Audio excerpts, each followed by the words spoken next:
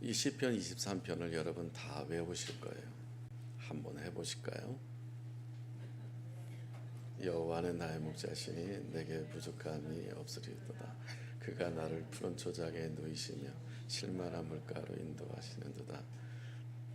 내 소생시키시고 자기 이름을 위하여 의의 길로 인도하시는도다. 내가 사망의 음침한 골짜기를 다닐지라도 해를 두려워하지 않을 것은 주께서 나와 함께 하심이라. 주의 지팡이 막대기가 나를 안위하시나이다. 주께서 내 원수의 목전에서 내게 상을 베푸시고 내게 기름을 내 머리에 바르셨으니 내 잔이 넘치나이다. 주의 평생의 인자하심과 인자심이 정녕 나를 따르리니 내가 여호와의 집에 영원히 거하리로다. 아멘. 대단하십니다. 그리고 이 시편 23편을 경상도 버전이 있고 전라도 버전이 있고 충청도 버전이 있고 평양 북한 버전이 있습니다. 그것을 이 시간에 해보려고 연습을 많이 했는데 도저히 불가능해서 이것을 다운로드해서 교회 밴드에 올려드려야 되겠다 라고 결정을 했습니다. 괜히 설교 망칠 것 같고 충청도 사람이 경상도 전라도를 사용해 본 적이 없기 때문에 정말 하다가 망칠 것 같아서 포기했습니다. 그래서 여러분 혹시 시간 유튜브 많이 보시면 거기 한번 들어가 보세요. 시편 23편 사투리 버전 이렇게 되어 있습니다. 딱 하나 올라온 게 있어요. 너무너무 재밌고 좋습니다. 사람에게는 누구나 다 결핍이 있습니다. 근데 결핍이 있으면 어떤 현상이 나타나냐면요, 사람은 뭔가 채우려고 하죠. 그 결핍을 채우기 위해서 좀 더 욕심이 생기게 되고, 그러면서 채워지지 않으면 만족도가 떨어지면 낮은 자존감이 생깁니다. 자존감이 계속 떨어지게 되고 또한 열등의식에 사로잡히게 됩니다. 더 나아가서는 결핍이 너무 심하고 깊어지면은 나에게는 부족한 게 너무 많다. 나에게는 왜 이런 게 없지? 이런 생각을 하면서 살다 보면은 비교를 하게 됩니다. 다른 사람과 다른 가정과 다른 사람과 비교를 하게 되고 다른 직장 동료와 비교하게 되면서 비교 의식에서 자유롭지 못합니다. 계속 비교하면서 자기 자신에 대해서 어떤 무력감에 빠지게 됩니다. 나는 이게 없구나. 나는 이것이 부족하구나. 여러분은 어떻습니까? 여러분은 수학 공식 용어에서 충분 조건으로 사십니까? 아니면 필요 조건으로 살아가고 계십니까? 충분 조건으로 살게 되면 모든 것이 감사하게 되고, 충분 조건으로 살게 되면 하나님 앞에 찬양하고 항상 감사하게 되지만, 필요 조건으로 살아가는 사람은 이것도 없고 저것도 없고 이거 채워져야 되고 저거 채워져야 되고 하다 보면서 필요 조건을 계속 추구하다 보면은 채워지지 않음으로 인해서 낙심하게 되고 좌절하게 되는 것 같습니다. 시편 150편 가운데서 우리 필요 충분 조건의 완벽한 결정판은 바로 시편 23편입니다. 우리 삶의 모든 것의 표준이 되는 것은 시편 23편이 됩니다. 그래서 삶의 자리에서 힘들고 어려울 때 시편 23편, 주기도문도 좋고 사도신경도 좋고 이 시편 23편도 매우 좋습니다. 그럼 시편 23편에서 다윗이 말하고자 하는 우리에게 주는 메시지 교훈은 무엇이 있을까? 먼저 예수님 이야기를 먼저 하지 않을 수 없습니다.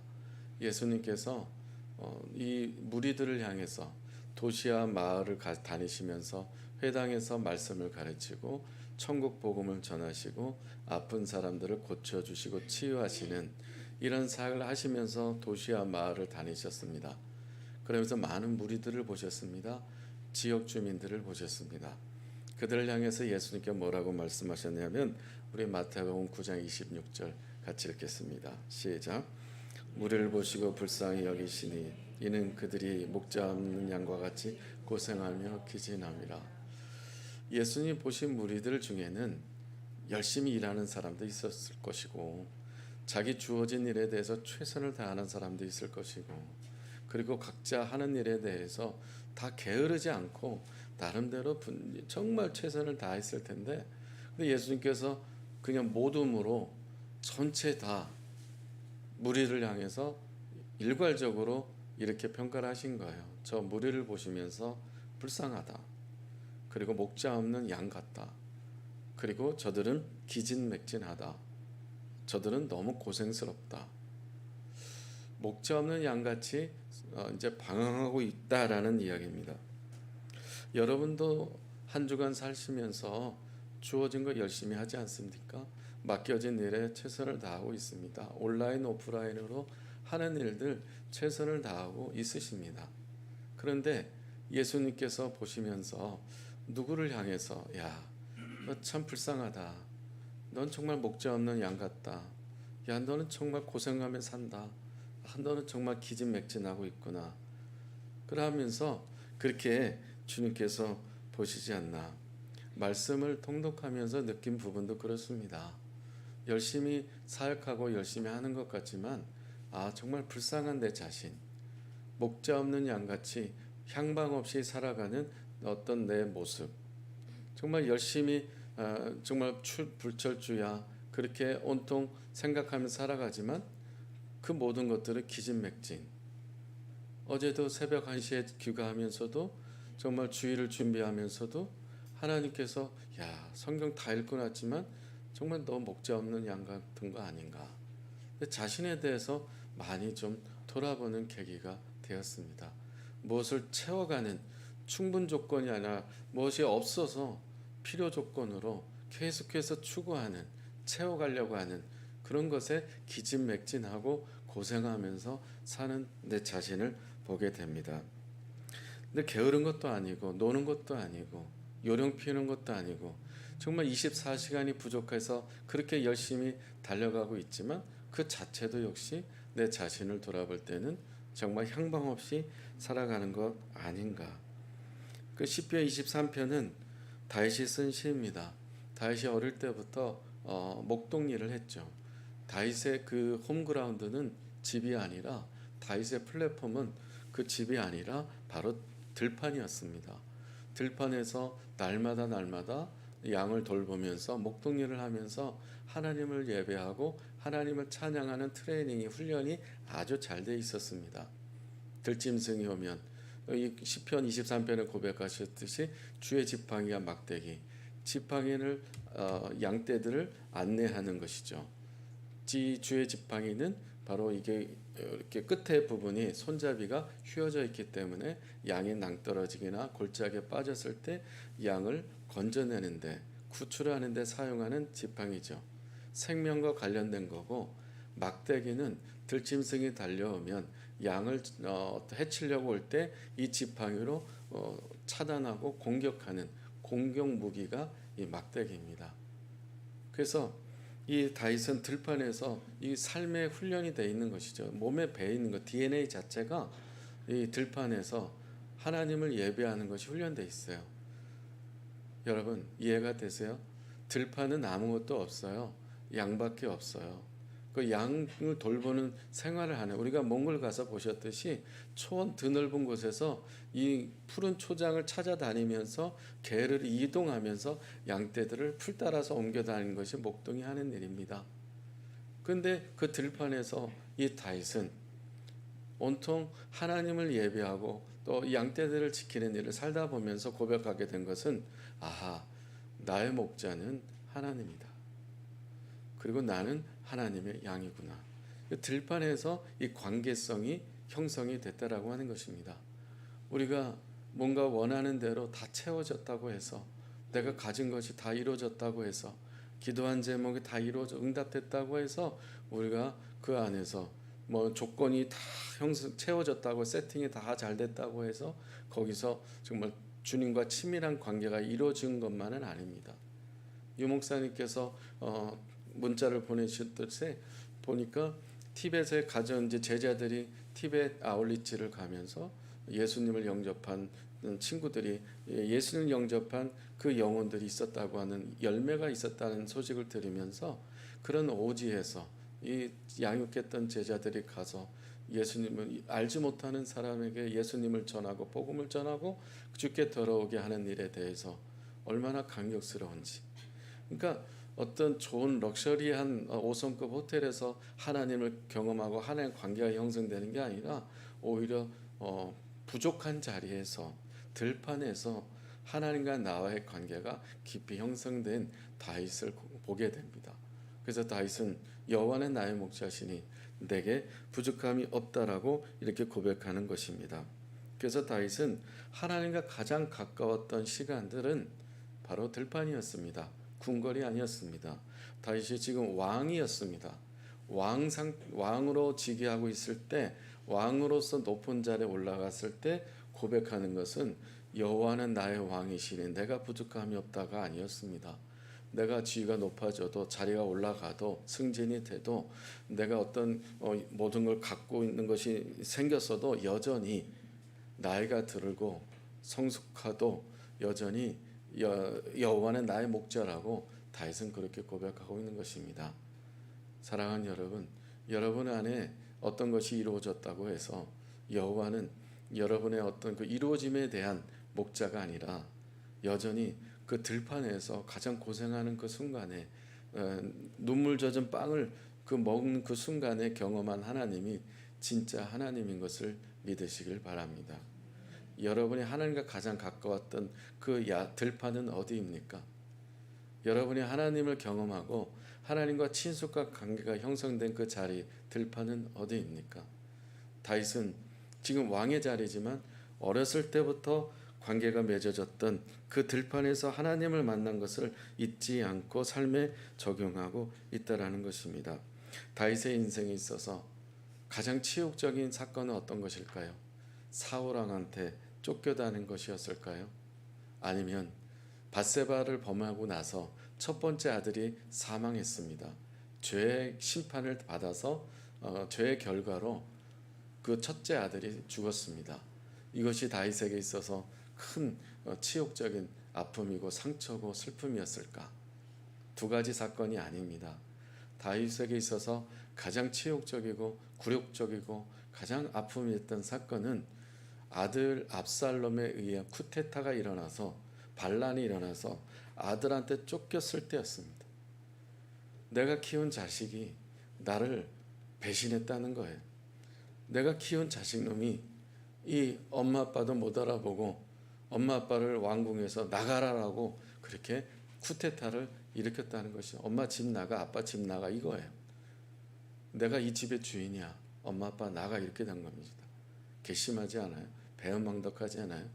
그러니까 이 다윗의 가장 아픔과 상처는 아들이 쿠데타를 일으켜서 왕궁을 차지해서 빼앗았을 때 아들한테 도망다니는 신사가 되었을 때가 다윗에게 가장 치욕적인 그러한 굴욕적인 상처고 아픔이었습니다. 여러분, 하나님은 나의 목자시니 내가 부족함이 없다라는 고백을 했을지라도 우린 두 가지 사건이 우리 삶에 있다라는 것을 잊지 말아야 됩니다. 뭐냐면 사망의 음침한 골짜기가 우리한테 온다는 거예요. 그리고 두 번째는 나에게 자이든 타이든 나에게 원수가 생겨진다는 것입니다. 어떤 예상치 못한 아주 사소한 사건인데 아무 문제가 아닌데 그 문제 가지고 정말 피곤하게 만드는 그런 사람들이 우리 사회에는 얼마나 많은지 몰라요. 비인격적이고 이성도 없고 상식도 없는 사람들이 얼마나 많은지 모릅니다. 정말 이런 일 가지고 이렇게 공나를 힘들게 해야 되는 것인가? 아무 문제 대화하면은 다 상식선언에서 해결된 문제인데 그거 가지고 계속 말꼬리 싸움하는 그런 상식이 없는 사람들, 좀 더 심한 표현으로 말하자면 원수 같은 사람들이 우리 주변에 정말 많이 있습니다. 하나님은 나의 목자라고 해도 내가 부족함이 없다라고 해도 살아가는 삶의 일상에서 원수도 생기는 것이고 사망의 위험한 어떤 이기 때문에 생명의 위협이 올 수도 있고 어떤 골짜기를 만날 수도 있고 사망의 음침한 그러한 고통을 겪을 수도 있다라고 하는 것입니다. 그럼에도 불구하고 다윗은 여전히 잊지 않는 것은 내가 마지막 종결을 이렇게 하고 있습니다. 여호와의 집에 영원히 거하리로다.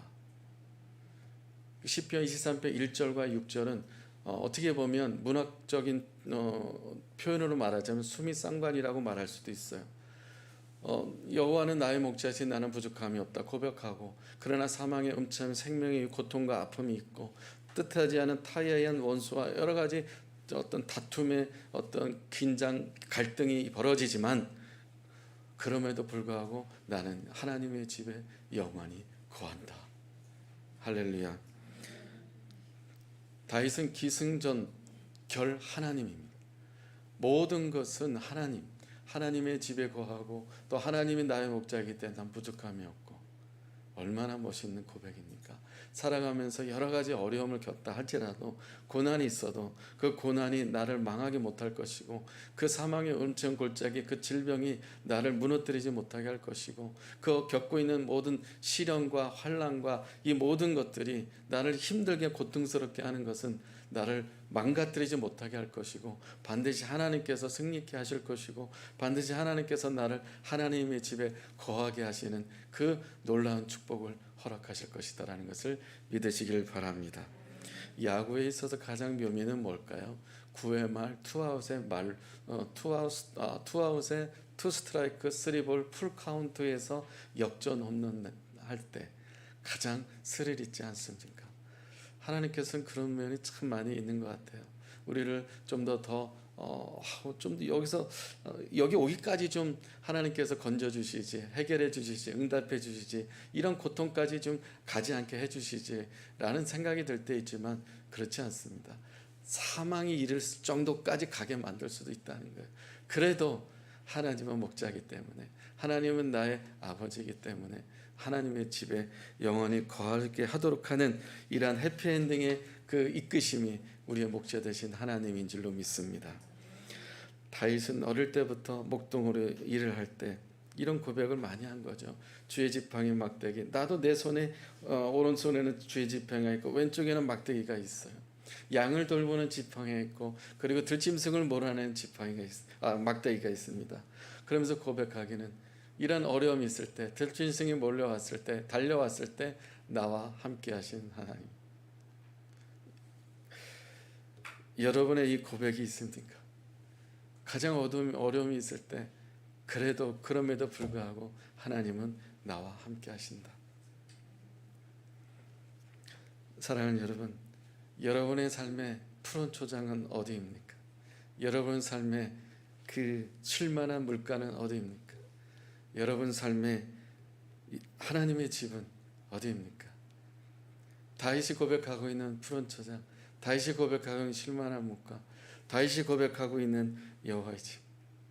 3년 전에 그 수술하고 나서 그렇게 해서 그 다음 주 예배 드릴 때 얼마나 정말 여기가 천국이구나 기도해 준 성도님들 생각하면서 바로 예배 드릴 수 있고 말씀을 전할 수 있다는 것이 얼마나 큰 축복이구나. 여기가 푸른 초장이었고, 여기가 쉴만한 물가였고, 여기가 여호와의 집이다, 이런 고백을 한 적이 있었습니다. 아마 집사님도 마찬가지일 겁니다. 그 칠흑 같은 고통스러운 통증과 아픔 속에서 하나님 푸른 초장이 어디고 쉴만한 물가가 어디고 하나님의 집은 어딜까, 아버님 고백을 자연스럽게 하고 계실 줄로 압니다. 여러분에게 있어서는 푸른 초장이 어디고 쉴만한 물가가 어디고 여호와의 집은 어디입니까? 공간적인 의미도 아니고 어느 장소적인 개념도 아닐 수도 있습니다. 이것이에요. 여호와는 나의 목자시니 내게 부족함이 없으리로다. 이 고백을 할 수 있는 장소가 바로 푸른 초장이고 쉴만한 물가고, 그리고 그곳이 하나님의 집인 줄로 믿습니다. 푸른 초장은 자유가 있는 곳입니다. 뛰놀 수 있는 곳입니다. 우리가 몽골 초원에서 얼마나 아름다운 것을 보며 산책을 하고, 아름다운 것을 보며 찬양을 하고, 들풀을 보면서, 그 들꽃을 보면서 얼마나 감사한 적이 있습니까? 바로 푸른 초장은 방해받지 않는 것이고, 누가 나를 지적하는 것이 아니고, 잘잘못을 따지는 것이 아니고, 푸른 초장은 오직 한 가지밖에 없습니다. 자유와 평안이 있고 하나님이 계신 곳, 하나님과 나와 함께 있는 그 자리가 푸른 초장인 줄로 믿습니다. 쉴만한 물가는 어디입니까? 쉴만한 물가에는 나무가 있고 그리고 그늘이 있습니다. 쉴만한 물가에서는 마실 수 있는 1급수 물이 있습니다. 그 쉴만한 물가, 쉴 수 있는 곳, 힘들고 지칠 때 내 땀을 이렇게 마르게 할 수 있는 곳, 내가 목마를 때 마시게 할 수 있는 곳, 그 자리는 바로 여호와는 나의 목자시니 내게 부족함이 없으리로다. 그 고백하는 그 자리가 바로 쉴만한 물가인 줄로 믿습니다. 여러분, 여호와의 집도 마찬가지입니다. 여러분이 집이 있지만 그 집이 여러분 영원한 것이 아니잖아요. 여러분 살고 있는 거처도 이 땅에 우리가 나그네이기 때문에 죽어서 가면 끝입니다. 우리가 지난주 연합예배 드릴 때 지금까지 교회 개척 이후로 70명이라는 주님의 그 예배를 드리게 됐지만 그건 숫자에 불과한 것이잖아요. 그러나 우리가 전 세계에 있는 열방의 자녀들이 하나님께 예배하는 그 한 자리에서 천상의 예배를 드릴 때에 하나님께서 얼마나 흡족해 하셨을까? 하나님께서 얼마나 기뻐하셨을까? 여러분, 정말 여호와 집이라는 것은 우리가 교회이기도 하지만 여러분 가정이 여호와 집이 되기를 축복합니다. 여러분 가정의 찬양이 끊이지 않고, 여러분 가정의 사랑의 교제가 끊이지 않고, 여러분 가정의 주인이 바로 남편도 아니고 아내도 아니고 하나님이 여러분 가정의 주인 되면 그 집이 여호와 집이 되는 줄로 믿습니다. 그 집이 예배하는 것이고 그 집이 찬양하는 것이고, 여러분이 집이 바로 어떤 공간이 아니라 그 안에서 하나님을 경외하는 자리가 된다면 아이들이 바라볼 때 바로 우리 집이 여호와의 집이 아닌가. 할렐루야. 우리 삶에 부족함을 느낄 때 계속 충분 조건으로 만족하지 못하고 감사하지 못하고 필요 조건으로 계속 불평과 원망과 짜증과 비교의식 속에 낮은 자존감으로 계속 살아가고 있다면, 여러분 가운데 혹시 그런 사람이 있다면 이 말씀을 꼭 외우시고 붙잡으셔야 합니다. 베드로전서 2장 25절 같이 읽겠습니다. 시작.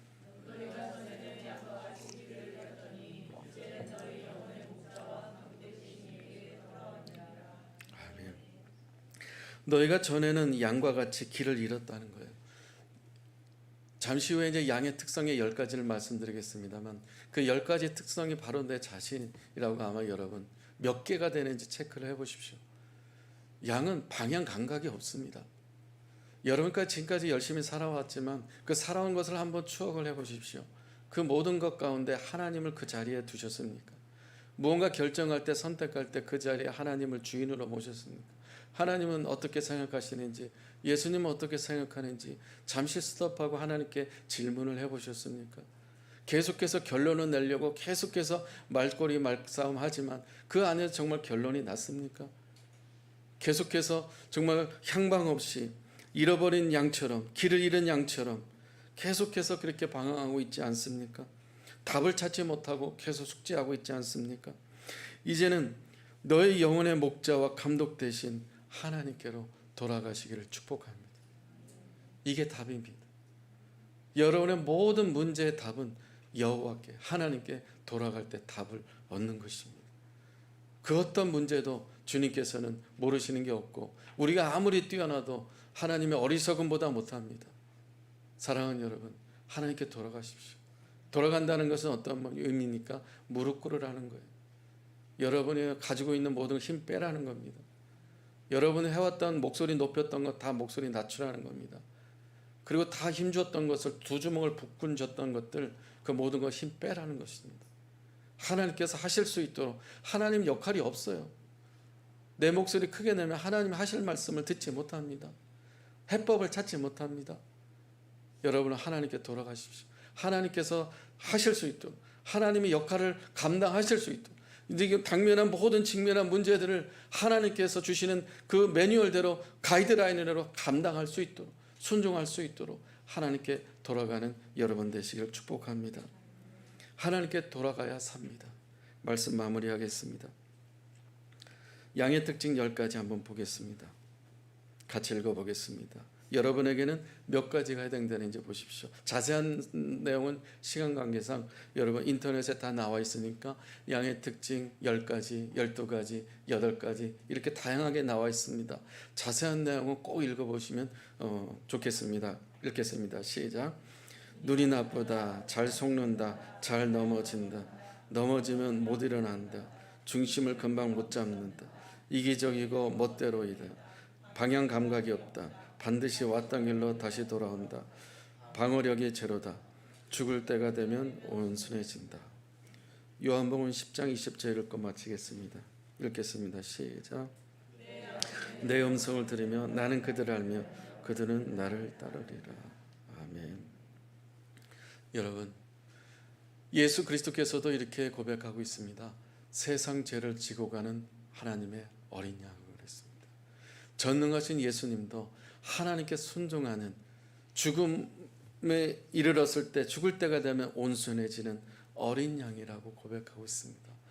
마찬가지로 우리도 예수 그리스도를 따라가는 제자 아니겠습니까? 그러면 예수님께서도 세상 죄를 지고 가는 어린 양이 되셨듯이 우리도 예수님을 따라가는 정말 10가지 특징, 아니면 100가지 특징이 우리 안에 있다면 그 모든 것들을 겸손하게 인정하고 나는 이런 양입니다. 이런 양일 수밖에 없습니다.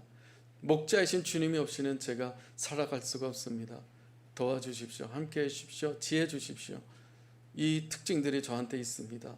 부족합니다.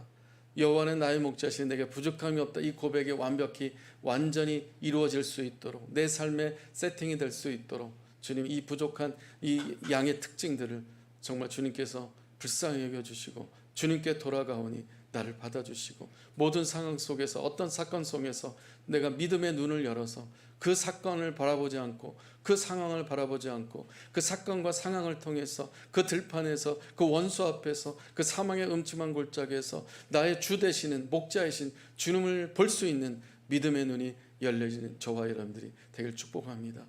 여러분, 양 잡는 것을 보신 적이 있습니까? 양과 염소를 잡는 것을 23년 전에 직접 봤습니다.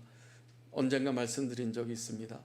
양을 잡았을 때는 정말 반항을 하지 않았습니다. 그냥 그야말로 양이었습니다. 그냥 순응했습니다. 죽는데 소리는 하나 내지 않았습니다. 그러니까 염소 잡을 때는 정말 그 우리에서 끄집어낼 때부터 아버지와 청년 아들이 끄집어냈는데 그 아들 갈비뼈가 나갔을 정도로, 뒷발에 채해서 염소의 뿔에 채일 정도로 염소는 그만큼 거칠었습니다. 공격이 강했습니다. 죽을 때도 정말 소리를 얼마나 질렀는지, 억울하다, 고통스럽다, 그게 다 틀렸습니다. 왜 나를 잡아? 양만 잡지, 나는 염소인데 왜 나를 잡아? 억울하다, 주님 저들을 죄를 용서해 주십시오 라는 염소의 소리가 들렸습니다. 이렇게 해도 안 웃는 여러분들 보면서 제가 무슨 경상도, 전라도, 사투리를 할 수 있겠습니까? 안 하기를 참 잘했다, 내 자신을 칭찬합니다. 염소는 그만큼 거칠었습니다. 사랑하는 여러분, 여러분 삶에 어린 양처럼 세상 죄를 지고 가신 어린 양이신 예수님을 따라가는 양이 되어지고 평생 여호와를 목자로 삼아 모든 삶에 승리하고 소망 가운데 살아가는 저와 여러분들 되기를 축복합니다.